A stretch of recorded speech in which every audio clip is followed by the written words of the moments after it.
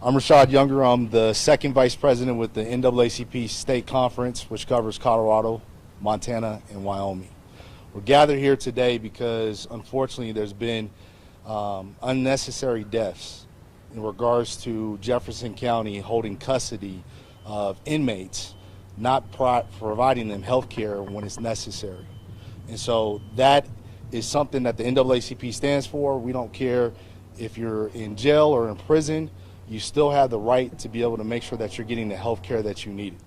So we actually have our vice president for our legal redress committee, Anita Springsteen. She's going to speak about the issue. She's going to give you details and also just a quick summary in regards to what we're doing on the NAACP side.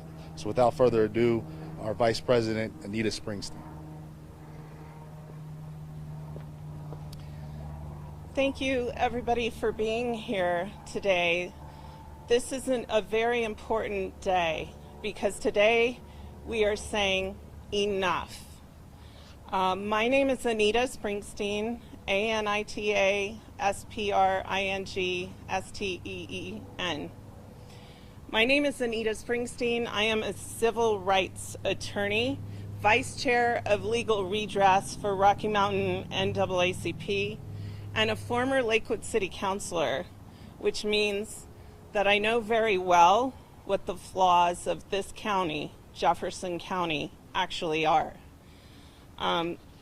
First, I'd like to read a statement of Portia Prescott, who is the president of Rocky Mountain NAACP, which includes Colorado, Montana, and Wyoming. She couldn't be here today because she's traveling for work, but she wanted me to read this statement on her behalf. So I'm going to start with her statement and then go to mine. She says, "With great sadness we gather here today, and with heavy hearts and an unwavering commitment to justice.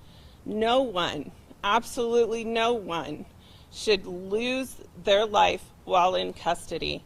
Yet across our nation, 68% of incarcerated individuals with medical conditions are being denied the care they so desperately need in local jails. Today, we stand united in our call for a thorough and transparent investigation of the Jefferson County Jail, following the deeply troubling reports of multiple inmate deaths within the past 8 months to 2 years due to various forms of mistreatment.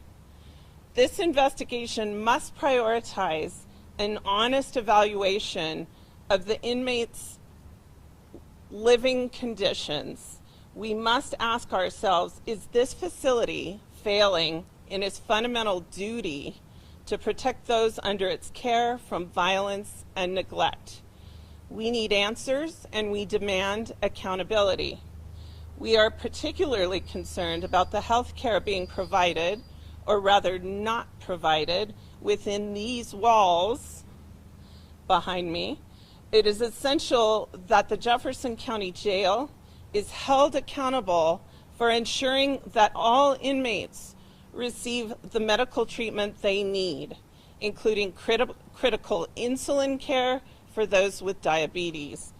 The state of Colorado, Jefferson County District Attorney Alexis King, and the Jefferson County Sheriff Marinelli must all stand firmly committed to safeguarding the human rights of every individual in their custody. This means no one should be subjected to excessive force, violent conditions, inadequate medical care, and inadequate mental health care treatment, or any other dangerous conditions while incarcerated. Should this investigation uncover any mistreatment, we call upon the Colorado Attorney General's office to take decisive action. Human rights must be upheld within every correctional facility in our state. Today, you will keep hearing these names. Doraine Stangel died on August 4th, 2024, in this jail after just 1 day in custody on a traffic warrant. Ashley Raisbeck died December 16th, 2023 in this jail after only 3 days in custody for a minor false reporting charge. Courtney Tinker died in custody in this jail March 29th, 2024 after only 4 days in custody on a failure to appear warrant. These names, these lives are not just statistics. They are reminders of a system that is failing its most vulnerable, and it's happening right here in Colorado. Today, we also highlight the urgent need for reform in the health care provided to inmates.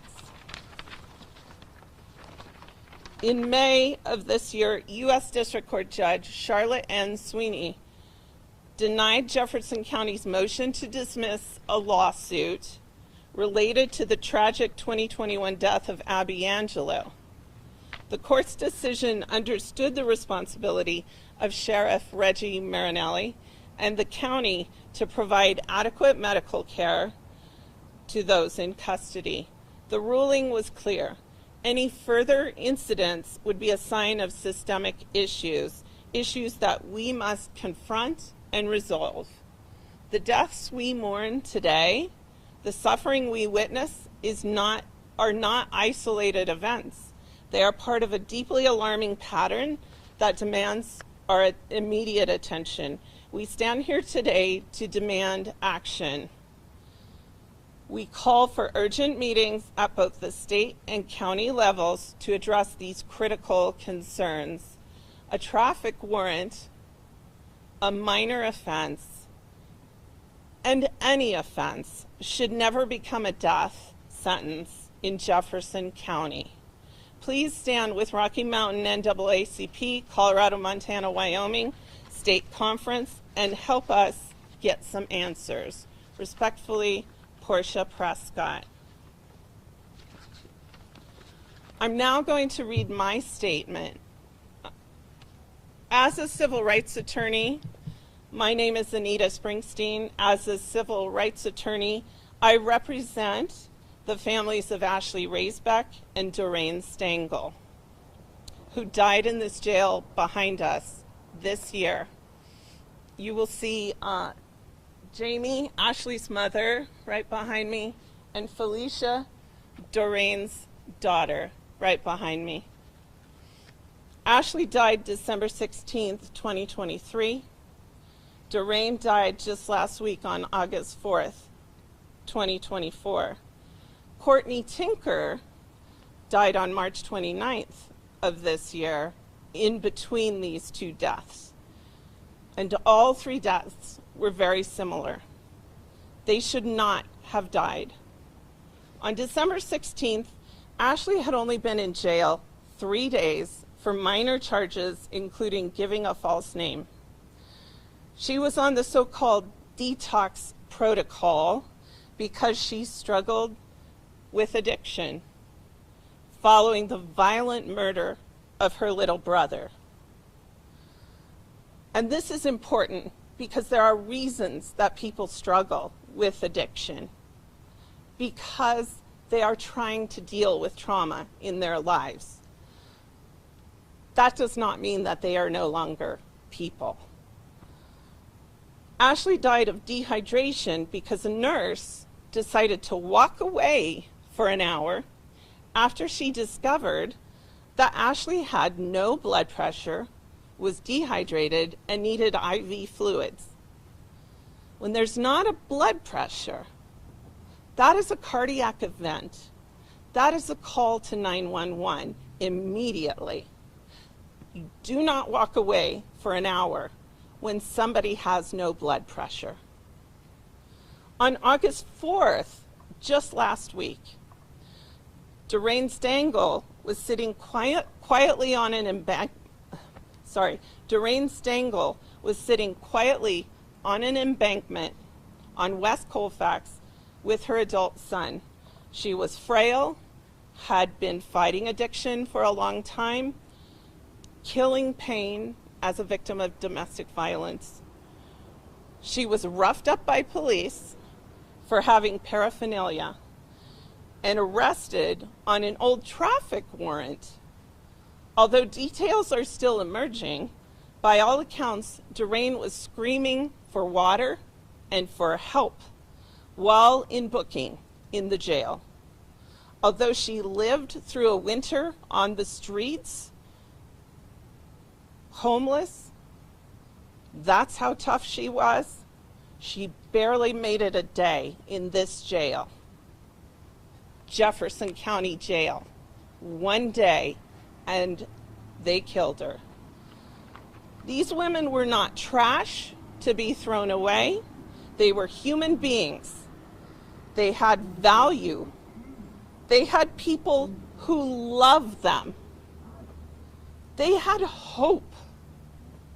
Their families had hope that they would get better, and they could have gotten better. This jail and this sheriff and this county took away their hope forever. But somewhere along the way, the people who run this jail made a decision that it is okay to treat human beings worse than you would an animal. As if addiction makes you subhuman. As if petty offenses and traffic warrants and homelessness make you a horrible criminal. Which person standing here would not give a dog a bowl of water? When did it become okay to write people off as if they were better off dead? Judge Warner in Adams County sentenced paramedic Peter Chichuniak to 5 years in prison after the death of Elijah McClain for criminally negligent homicide and second-degree assault. This means that a jury in Colorado and the judiciary in Colorado have set forth the direction that medical negligence is not just a civil matter, it can be a serious criminal matter. If a nurse and a deputy walk away from a woman with no blood pressure who is in their care, as they did with Ashley Raisbeck, how is that not a crime? If a woman screaming for water is left in a cell in booking to die, how is that not a crime? Not everyone dies in the jail. Some just sit there and suffer without proper medical care. Matt Esses-Blatnik is a type 1 diabetic who went to the hospital just last night and was diagnosed with pneumonia. He had an insulin pump and continuous glucose monitor for 20 years of his life until he came here. He is on dialysis because the pump was taken away for his weekend stay here a year ago. And now he's serving a year on a misdemeanor sentence. And he feels he is close to death every single day. His blood glucose level has been fluctuating wildly, going dangerously high and low to the point that he's losing his eyesight and the remaining kidney function that is left. He was taken off the list to receive a kidney transplant because of his levels. A misdemeanor should not be a death sentence. This is not okay. Another client of mine broke his foot when the cover of an industrial dishwasher fell on it and shattered his bones. He never got proper medical care and was forced to continue working 2 days later on broken bones. He's never walked the same since. So many people have come to me with stories of faulty medical care in this facility. It's not funny. I recently received a list of 100 inmates who had suffered medical negligence in one form or another, but every inmate I talked to, even outside of that list, has a story. One had a tooth extracted, but half got left in. Now he's going to have it cut out. Another was weaned cold turkey from prescription drugs she had been on for 10 years. Now she has damage to her vision and to her hearing.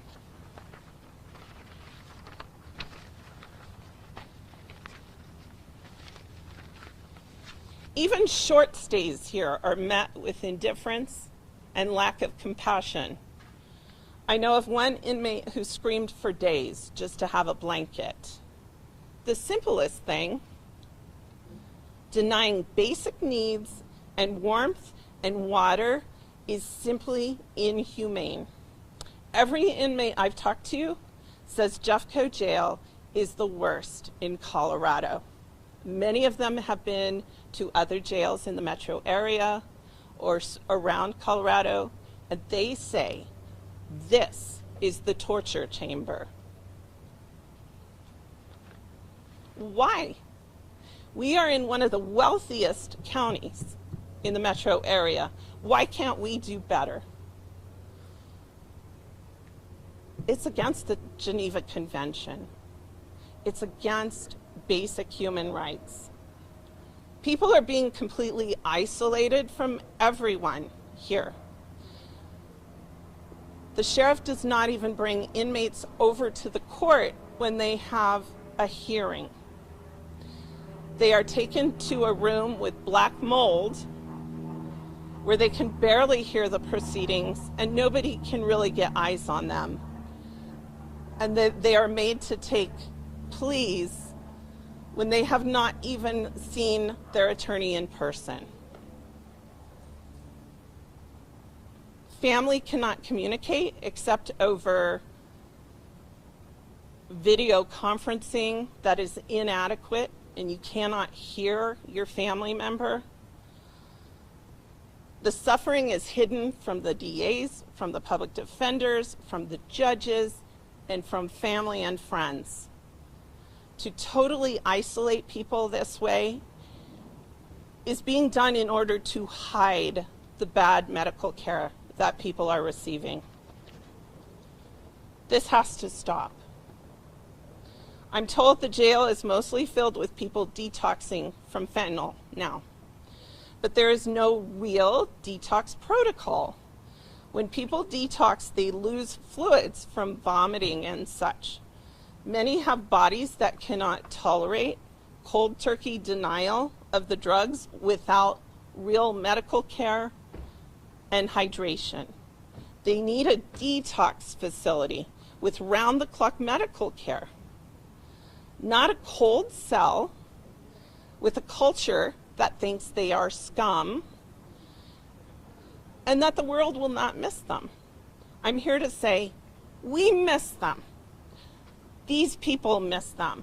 These families, these friends miss them. Human suffering, addiction, and homelessness are not disposable. Human suffering, addiction, and homelessness are not disposable.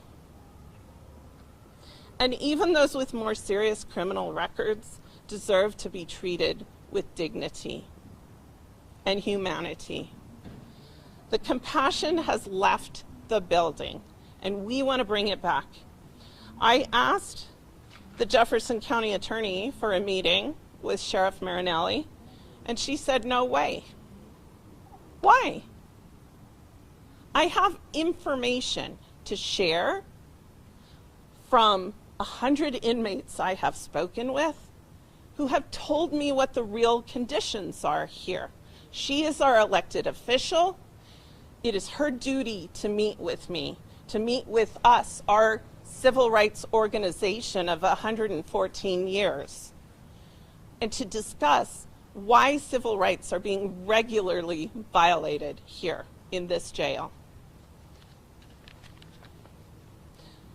As you know, Portia Prescott, president of Rocky Mountain NAACP, is talking to our U.S. senators about this, is talking to our Attorney General, and she will be asking for those meetings with District Attorney Alexis King, who I want to mention, her office holds people in this jail on cash-only bonds that are too high for them to make.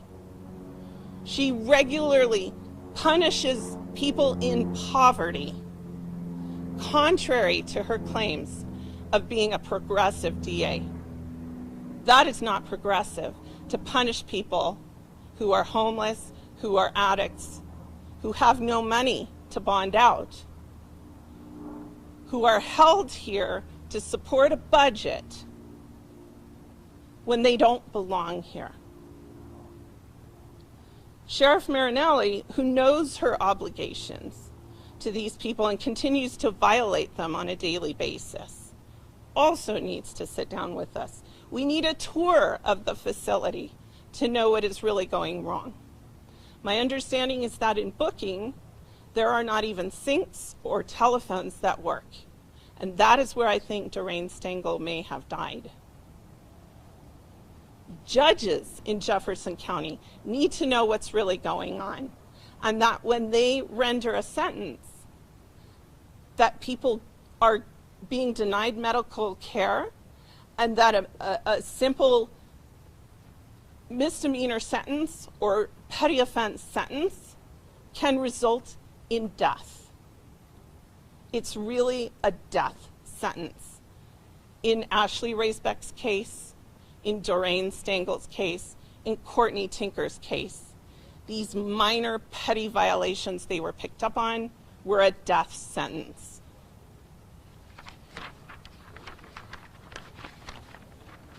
This is our call to action. Jefferson County has a lot of dirty little secrets. And we as a community should not tolerate it anymore.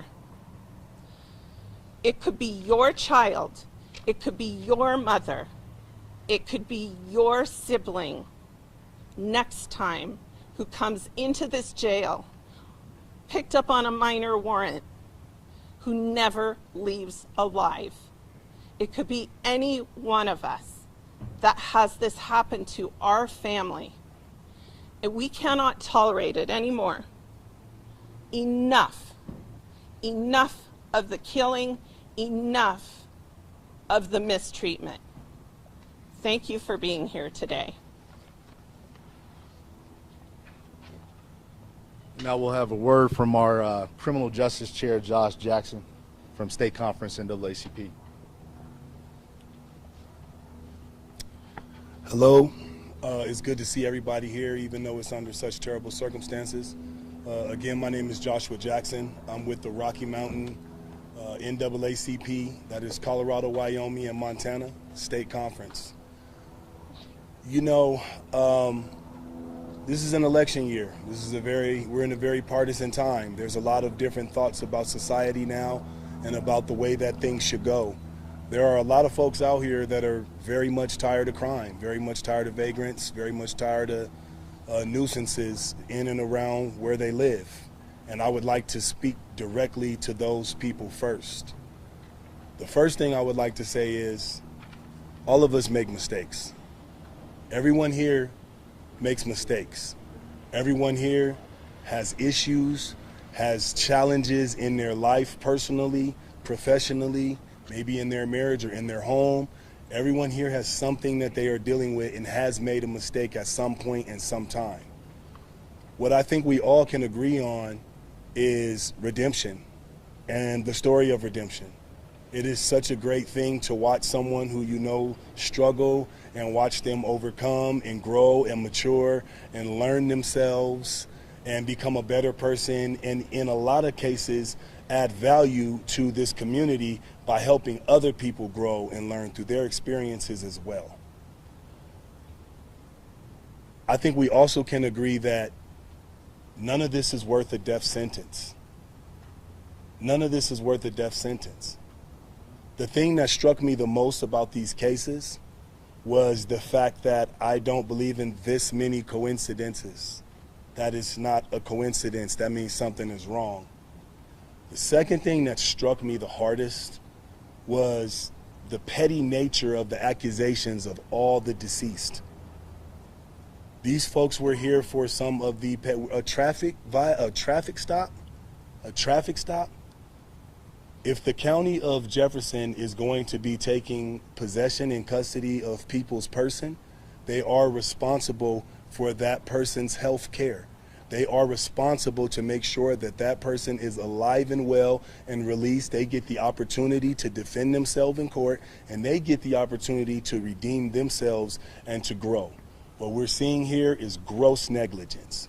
At the state conference level, we are demanding that the district attorney of Jefferson County, along with the sheriff, sit down with us for a meeting so we can discuss the information that we have and ways that we can go about rectifying this situation. We are demanding this sit down. We are demanding a walk through this jail. We would like to see this facility, and we would like to see the detox facilities that they've been using up to this point. We need to see what's going on here first. This does not have to be an accusatory back and forth war. It would much rather be we have common ground, and the common ground is we don't want to see people coming to Jefferson County and dying for petty citations and charges. Thank you all for coming. Now I would like to introduce a couple of the family members who have lost people at this jail or who have people in the jail that they're concerned about right now. Jamie Raisbeck is Ashley Raisbeck's mother. Ashley was 27 years old when she died in December in this jail. Jamie, if you would step forward. Hi, thank you for coming. I think the biggest problem here is nobody's educated. What do they know in helping and detoxing people? They say they have a system here that's not working. My daughter, so beautiful, was smart. She was a wrestler. She was in cheerleading. She was suffering the loss of my son, but she didn't deserve to die. When I first found out she came here, I was relieved because I thought maybe I could get my daughter the help she needed. I didn't know it was going to be a second nightmare I'm living again. I'm going to make it my mission for my daughter that we're going to change Jefferson County because this is not okay. She used her sister's name. That's why she was in here. I'm going to do everything I can with Anita and the other families to make change in this jail. It's not okay. Thank you. Thank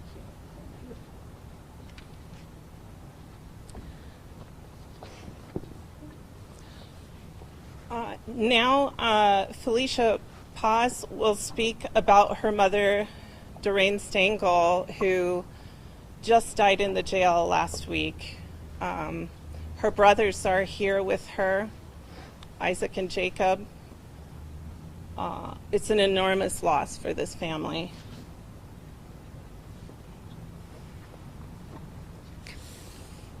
Bear with me. A week ago today, we found out that our mom died here in Jefferson County Jail. She was my best friend, and she wasn't ready to give up, and I have so many letters to prove it. She did not deserve to die the way she did, and we're here to make sure there's justice. According to the National Library of Medicine, 1.4 per 1,000 people die incarcerated every year. In less than a year, Jefferson County has had almost 3 times the national average. We refuse to let our mom be just another number, and we don't want this to happen to another family. Thank you for being here for us today.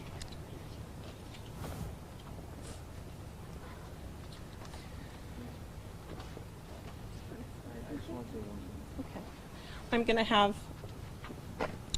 Jacob, who Isaac, is Isaac, sorry. I'm going to have Isaac, who is Doraine's son, say something. I've spent a lot of time struggling to get out of this jail system. I've seen the negligence firsthand so many times with so many people. I was looking through articles today about one from 2016, one from a last name Tinker, Ashley Raisbeck, which I knew personally, my mother, which I was arrested with. And as much as people may think it is an understanding, it is not hard to know that people who are detoxing need medical care. If you look it up online, it says when you detox, you need 24 hours medical supervision. It's just a common fact. You need to be supervised immediately. My mother was not even checked up on, from what we know, for 24 hours at least, because they thought they were considering her defiant. She got picked up on a traffic ticket and is gone now. I bought her a smothered burrito, and they woke me up in the middle of the night because I was here on outstanding warrants, and they said my mother was dead. And there's no reason for that. This jail does a lot of wrong stuff, but this one is by far the most effective and impactful to the families, for the people who are affected. That's all I gotta say.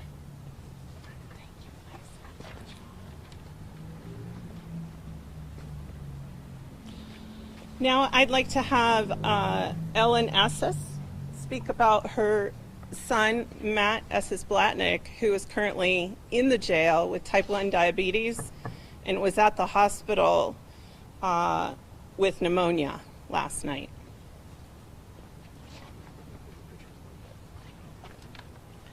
Hi, everyone. Thanks for being here. My name is Ellen Esses. I'm just going to read a letter that I sent to both county attorneys, Kumkowski and Ms. Sorrell, on August 5th. And I sent them this email regarding his medical care. He's been a type 1 diabetic since he's 9 years old.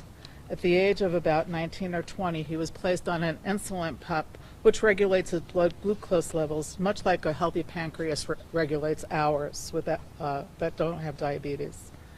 On March 9, 2024, when incarcerated in Jefferson County Detention Center, the judge and the DA assured us that his medical appointments and care would not be interrupted, and he would be taken to all of his medical appointments for continuation of care.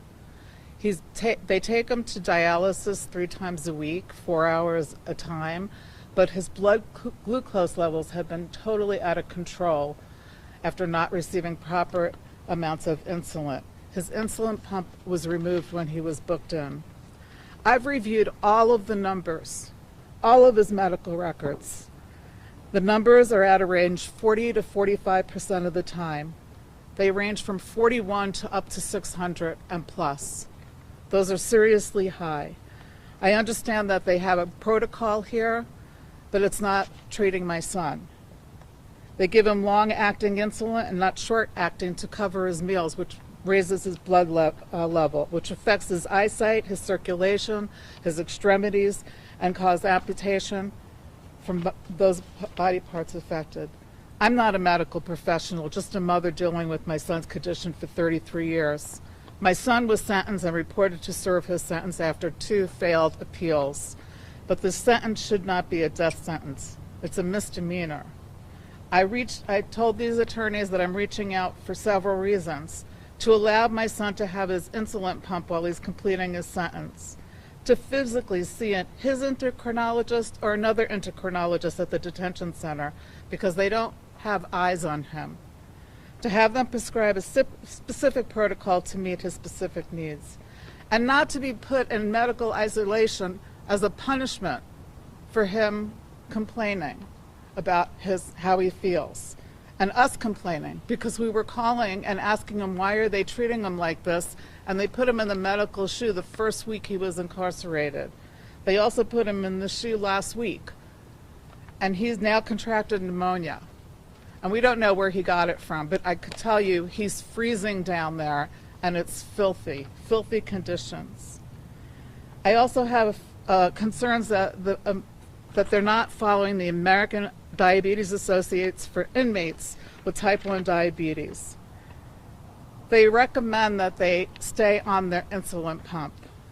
But here, they're telling him if he's going to be on his insulin pump, that he's going to be isolated in a medical shoe. So they're punishing him. And it's very clear that the ADA states that they should not result in any patient being held in a more restrictive setting than otherwise would be appropriate. And I quote that. I look forward to hearing back from you as soon as possible. Matt had a blood sugar level a week ago Saturday at 46 and was starting to have a seizure, and one of the other inmates had to get him help. This roller coaster is not sustainable for my son, and every day I am afraid that I'm going to get a call that he's no longer with us for a misdemeanor, and he's sentenced for a year here. Thanks for listening. Thanks for being here. And I'm sorry for everyone that lost their parents. And their dad. I would just mention a couple of things. A lot of people in this jail are people of color, even though it's a predominantly white county. And diabetes, of course, affects people of color more often. This is just one story of an inmate, but almost many of the inmates here, and you can hear them banging on their windows upstairs. Many of them experience this same kind of problem. Katie Kraft wants to say something as well about Matt. Hi, I'm Katie Schneider. I'm Matt's girlfriend. Hi, Matt. It's got to be him, right? He came in on May 9th, the day before my birthday, and we've been, talking on the phone ever since then. Last night when he went to the hospital, they shut down the jail, wouldn't give me any information. I found out where he was, called back a couple hours later to find out if he was alive, if he was back, and they would not give me the information. Didn't sleep last night because I didn't know if he was alive at this point.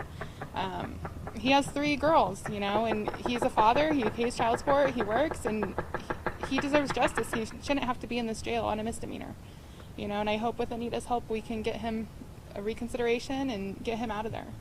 Thank you. I'd also like to mention that as people are researching how many deaths there have been in the jail, I don't have an exact number yet, in part because I think that they're concealed.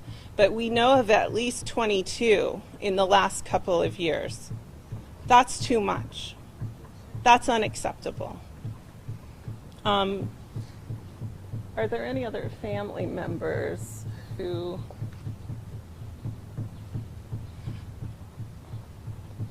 I think that this was a very important press conference today. We were able to address what our issues are, and now it's time for the officials in this county to listen to us. Thank you for being here today. We appreciate it.